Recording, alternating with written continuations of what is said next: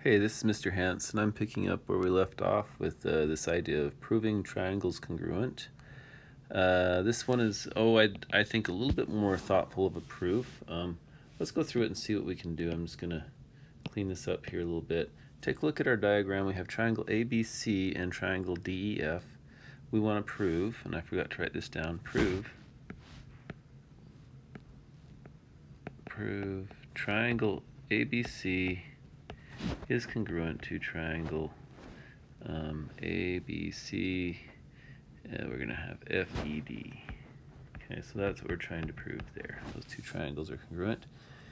We have some given information, so let's start with that. Oh, just a reminder, side, side, side, side, angle, side, angle, angle, side. These are 4 ways to prove two triangles congruent. So we have some given information. AB is congruent to EF. So I'm going to mark down AB right there and EF right there. And that's given. And BC is congruent to DE. So BC and DE, they're also congruent. That's given. So at this point, we have 2 pairs of corresponding sides that are congruent. We could maybe go for an angle or a third side. And really, I think we probably have information that helps us find the third side a little easier. So let's take a look at this part here.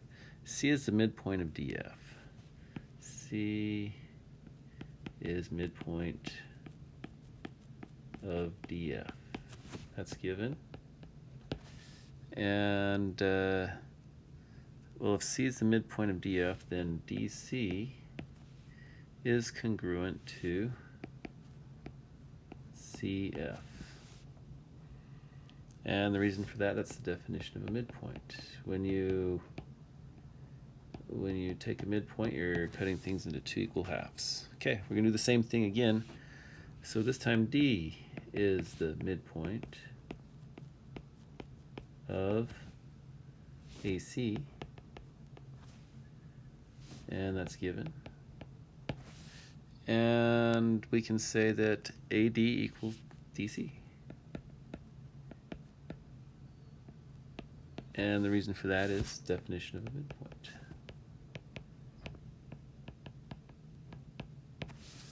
Okay. Now let's take a look at, I'm going to kind of circle these 2 things here. DC equals CF and AD equals DC. You might remember combining equations, linear combinations, when we did it algebra unit with systems of equations. Well, can we kind of combine these 2 equations here? And let's just see what happens. So I've got DC plus AD. DC plus AD. I'm going to kind of highlight that here. AD plus DC right there. Equals, on the right side I have CF plus DC. CF plus DC equals this part right there. Okay. So AD plus DC, the whole thing is AC, and DC plus CF, the whole thing is DF. So I'm going to call this the, I don't know, maybe we can call it adding 2 things together. Combining equations. And there's probably a better way to say that, but I hope you get the idea there. Now, DC plus AD is the same thing as AC. This is the segment addition postulate. So DC this much plus AD that much equals DC. So we're going to, I'm running out of room, but DC plus AD equals DC. And CF plus DC equals FD. Right there. So I'm going to call that the segment addition postulate. And then finally, we can use substitution to say, okay, if this equals that, and DC plus AD also equals DC, and CF plus DC equals FD, then DC equals FD. And we're running way out of room, but DC is congruent to FD. And is that enough to prove these two triangles congruent? You should be able to start to see a side, side, side going on. So I'm going to go triangle ABC is congruent to triangle. If I started with A, better start with F, ED, triangle FED. And the reason for that is side, side, side. I'm sorry it's not written so neatly here because I kind of ran out of room. But hopefully you can understand the reasoning there behind, and sometimes it's easier to see than to explain because there's a lot of explanation going on here, but that's kind of an important part of math, is being able to explain what's going on. So in the end, we use side, side, side to prove that the two triangles are congruent. Let's look at one more. This problem is a bit different. We've been proving two triangles congruent. This time we're going to prove that AC is equal to DF.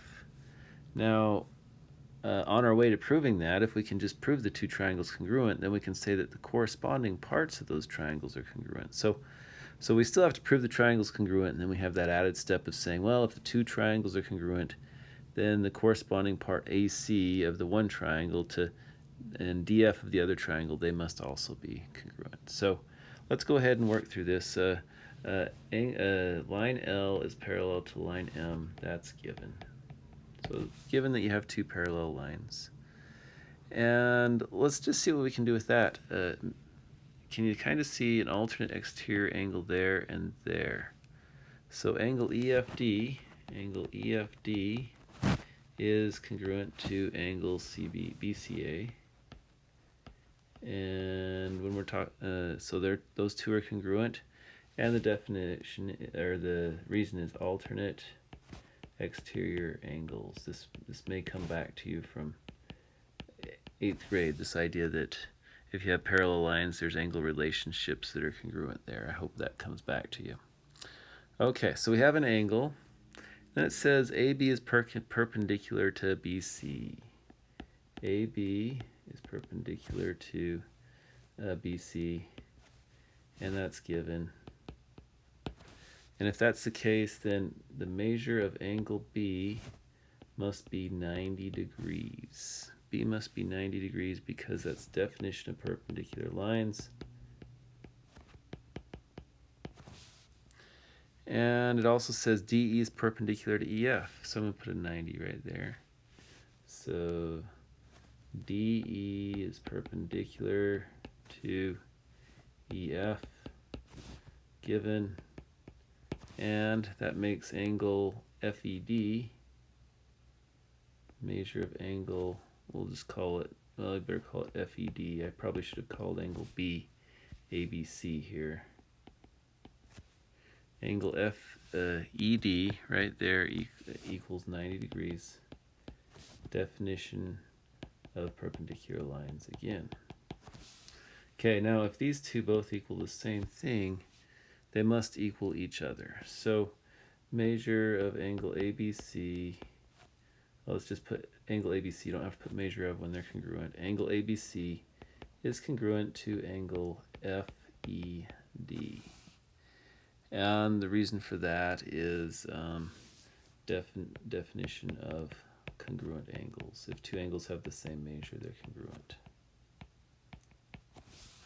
Okay, so we've got a pair of angles there. And then finally, it says CB is congruent to EF in the given. So CB right there and EF right there. CB is congruent to EF, and that's also given. Okay, that's probably enough to show that the two triangles are congruent. So let's write a congruency statement. Triangle ABC is congruent to triangle. A has to match with D, and E has to match with B. So A, B, C, D, E, F. And the reason? Angle, side, angle. Okay, now that we know the two triangles are congruent, we know that each of their parts corresponding parts are going to be congruent too. So I'm going to write AC is congruent to DF. And the reason I know that is because they both belong to congruent triangles and their corresponding parts. So this is the abbreviation is cpc, corresponding parts of congruent triangles are congruent.